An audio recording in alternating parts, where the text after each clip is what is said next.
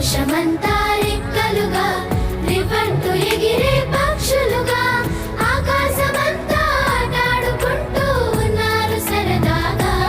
ఒకరేమో సీను ఒకరేమో చున్ను కలిసారే ప్రాణంగా కురిసారే వర్షంగా పాటేమో సీను ఆటేమో చున్ను ఒకటై ఎదిగారే మధురంగా.